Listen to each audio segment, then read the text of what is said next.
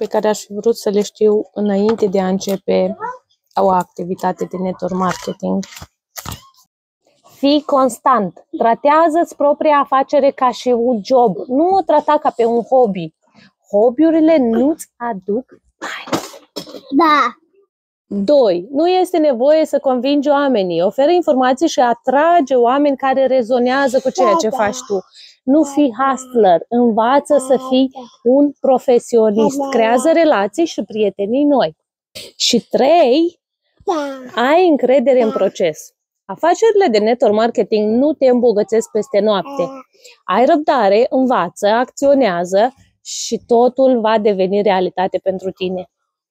Vrei mai multe sfaturi despre cum să reușești în network marketing? Scrie start și îți dă mai multe tipsuri și tricks pentru a avea succes.